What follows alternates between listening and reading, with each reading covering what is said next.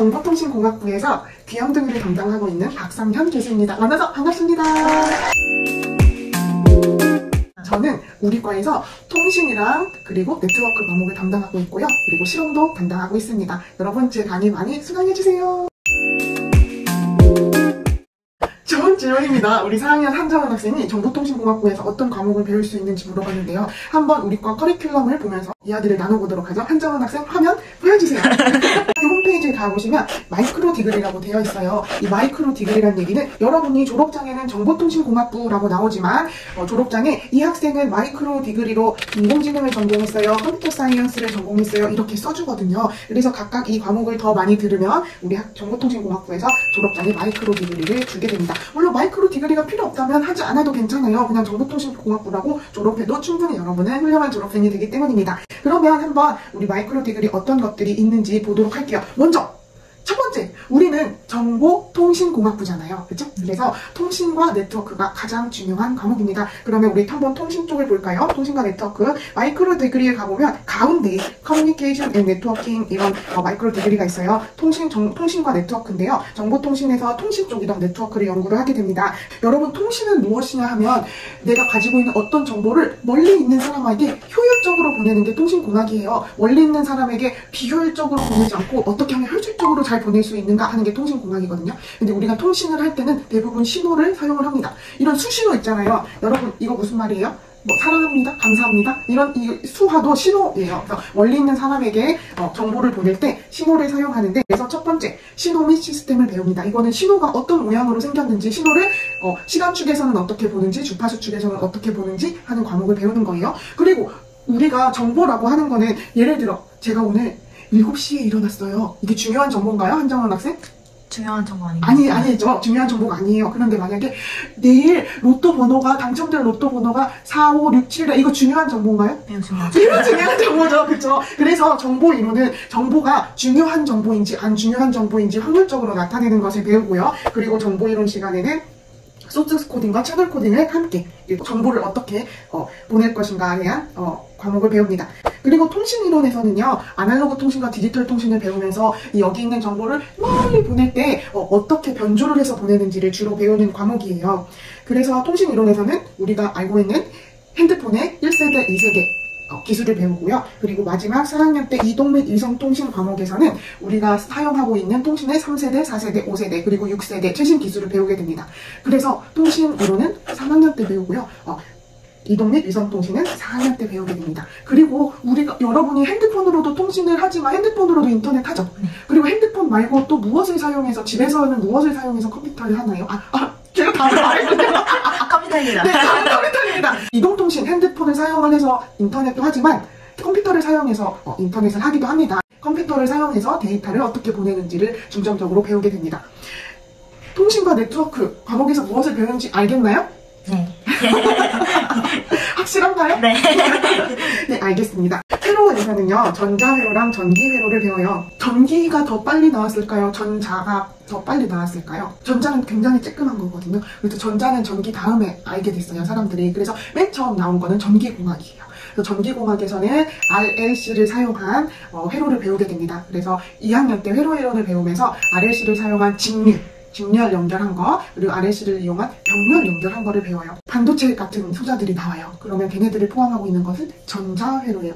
전기가 나오고 그 다음 전자가 나왔으니까. 그래서 3학년 때는 반도체 소자가 포함된 전자회로를 배우게 됩니다. 만약에 50옴이란 저항이 있었죠. 근데 그 저항은 어떤 회로에 쓰이든 50옴이죠. 네. 맞습니까? 네. 그런데 반도체 회로에 들어가는 소자들은 이 경우에는 이렇게 쓰이고, 저 경우에는 저렇게 쓰이고, 요 경우에는 요렇게 쓰이는 것들을 배워요. 그래서 2학년 때는 회로로 전기 회로를 배우고 3학년 때는 전자 회로를 배우게 됩니다. 물론 전기과도 똑같은 걸 배우고 전자과도 똑같은 걸 배워요. 그 중에서도 우리 과에서는 정보통신공학과 아니겠습니까? 그래서 통신 회로에 많이 사용되는 전기 회로와 통신 회로에 더 많이 사용되는 전자 회로 위주로 배워요. 그리고 중요한 거, 저희는 실험도 엄청 열심히 한답니다. 한정원 학생 실험 어땠나요? 저는 실험 좀 잘해서 올 A입니다. 실험만? 네. 여러분, 실험이 정말 재밌는 강의예요. 왜냐하면 제가 강의를 하다 보면 10분만 지나도 학생들이 졸기 시작하는데 실험은 4시간짜리거든요. 근데 아무도 이렇게 꾸벅꾸벅 주는 학생이 없어요. 왜냐면 진짜 내가 손으로 회로를 만들어서 측정하고 회로를 구성하기 때문에 재밌거든요. 그래서 저희 정보통신공학부에 오시면 이런 회로들 과목도 배울 수 있어요. 일단 두 개를 얘기했는데요. 예를 들면 통신 네트워크와 회로 과목도 얘기했는데 두 개가 엄청난 차이를 가지고 있는 것을 아시겠나요? 서로 주제가 되게 다르잖아요. 지금 전기 전자회로하고 얘는 통신 멀리 잘 효율적으로 보내는 방법을 공부해요. 그런데 대부분 고등학교 3학년 학생들은 내가 통신 네트워크를 더 잘하는지 아니면 회로를 더 잘하는 사람인지 알 방법이 없어요. 그쵸? 그래서 정보통신공학부에 들어오면 정말 다양한 분야를 배울 수 있기 때문에 이렇게 한정은 학생처럼 회로 실험 올 A뿔 받은 학생은 내가 회로 실험을 잘하는구나 이거를 찾게 되거든요. 내가 어떤 부분을 잘하는지 잘 모르는 학생들은 정보통신공학부에 들어오면 정말 좋은 경험을 할 수 있습니다. 그리고 이제 또 들어가는 게 인베디드 관련된 과목들이 있어요. 그래서 여러분 우리가 컴퓨터를 쓰잖아요. 근데 사실 그 컴퓨터가 쬐끄맣게 만들어져서 여러분 스마트워치에도 들어가 있고 블루투스 스피커에도 들어가 있고 심지어 집에 있는 리모컨 안에도 다 들어가 있어요. 여러분이 자주 쓰는 자판기 엘리베이터 버튼 누르시죠?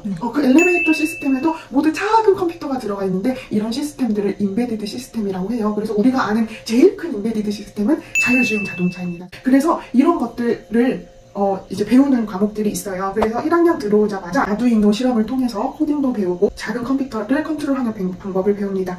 그리고 3학년 때는 나트메가 헬리파를 사용해서 인베디드 실험을 하고요. 4학년 때도 라즈베리 파이를 사용해서 다른 과목도 배우지만 인베디드 시스템도 배우게 됩니다. 어떤가요? 지금 3개 말했는데 인베디드 시스템, 통신, 회로 이렇게 3개 말했는데 다 분야가 다 다르죠. 3개 중에 뭐가 제일 좋은가요?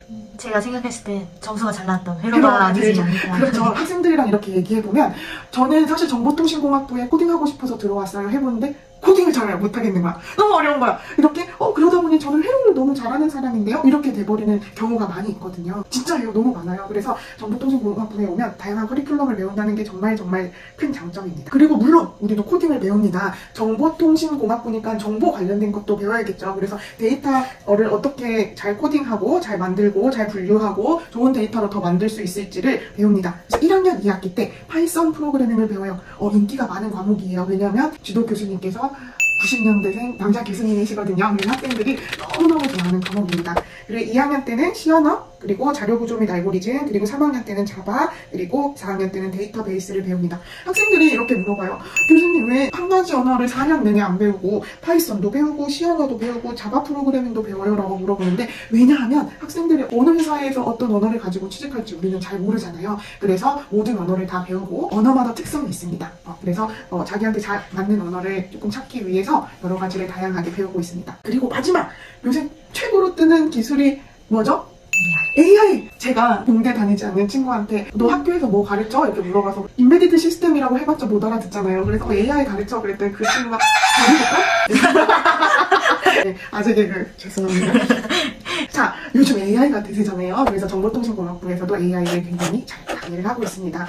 들어오자마자 나는 생성형 AI를 내가 만들 거야 라는 욕망으로 들어오지만 사실 고등학교 때 코딩을 배우는 학교도 있지만 그렇게 많이 배우지도 않고 깊게 배우지도 않습니다. 그래서 들어오자마자 코딩을 하면 학생들이 굉장히 어려움을 많이 겪어요. 물론 잘하는 학생들은 잘하고 그래서 그 학생들한테 어려움을 조금 해소시키기 위해서 1학년 때 AI와 컴퓨터 사고력이라는 과목을 배웁니다. 사실 AI에는 수학이 굉장히 많이 필요한 과목이에요. 학생들이 잘 모르지만 수학이 진짜 중요합니다. 그래서 2학년 때는 인공지능에 필요한 수학들을 배우고요. 그리고 3학년 때 아까 말씀드린 그 90년대생 남자 교수님께서 머신러닝 프로그래밍을 1년 내내 가르쳐 주시고요. 그 다음 4학년 때는 인공지능을 사용해서 어떻게 응용할 것인가를 최종적으로 배우게 됩니다. 첫 번째로 나는 어떤 분야를 할지 모르겠다. 그러면 여러 과목을 듣다가 나중에 나의 적성을 찾아도 되고요. 나는 네트워크 엔지니어가 꿈이야 라고 해서 정보통신공학부에 들어오면 이 네트워크 쪽 과목만 들으셔도 괜찮아요. 그래서 여러분이 어떤 것을 하고 싶은가에 따라서 선택할 수 있고 여러분의 상황에 따라서 다양하게 선택할 수 있는 게 고서대학교 정보통신공학부의 장점입니다. 그래서 이거를 다 배우고 나면 텍스트 디자인, IoT 실험, 설계 시간에 라즈베리 파이를 가지고 졸업 프로젝트를 만들게 됩니다. 굉장히 다양하고 재미있는 작품들이 많이 있어요. 고서대 하면 하면 된다, 할 수 있다. 무슨 정신이 가장 대단하죠? 벤처 정신. 벤처 정신, 그쵸. 그래서 1학년 1학기 때 벤처와 창업가 정신을 무조건 들어야 됩니다. 그리고 영어를 어려워하는 학생들이 있어서 영어, 수학, 세계와 기독교, 사회봉사, 그리고 체프를 듣게 됩니다. 그런데 1학년에 딱 들어오면 너무 어려워해요. 선생님이라고 안 하고 교수님, 숙제도 아니고 과제, 수업도 아니고 강의, 레포트, 보고서 이런 말들을 막 쓴단 말이에요. 그리고 막 점심시간도 없어요, 여러분. 교과, 비교과, 교양, 전공 이런 말들도 다 어려워서 다 이해시켜드리고 학교 활동이나 학교 생활이 어떤지 저희 학과 교수님들이 직접 대학생활 설계의 비전을 가르쳐주세요. 그래서 이 과목을 들으면서 대학생활에 쉽게 적응을 할 수 있습니다. 그리고 2학년 2학기 때는 요즘 학생들 글쓰기 어려워하죠. MZ 학생들. 저도 사실 M에 들어있긴 하지만 글쓰기를 너무 어려워해서 글쓰기와 커뮤니케이션, 그리고 꼭 들어야 될 과목으로 2학년 2학기 때 공학과 소프트웨어 활용을 듣게 되는데, 여기서는 우리 한정은 학생이 잘하는 동영상 편집을 한다거나 동영상에 자막을 넣는다거나, 교수님마다 다르지만 엑셀이나 워드 사용법을 배운다거나 사회에 나갈 준비를 하게 됩니다. 그래서 저희 학과 커리큘럼은 이렇게 되어 있지만 교수님들께서 사회 변화 트렌드에 맞춰서 사실 매년 바꾸고 있어요. 매년 새로운 과목이 있고요. 그리고 정말 다양하게 학생들이 많은 경험을 하기 위해 다양한 실험 과목도 많이 준비해놓고 있으니까, 어떤 과에 갈지 마음이 복잡하십니까? 어떤 것을 선택해야 될지 잘 모르겠습니까? 내가 이 적성에 맞는지 모르겠습니까? 네, 화서대학교 정보통신공학부로 오세요. 여러분의 적성을 선택하는 데 도움 드리겠습니다. 여러분 고맙습니다. 안녕.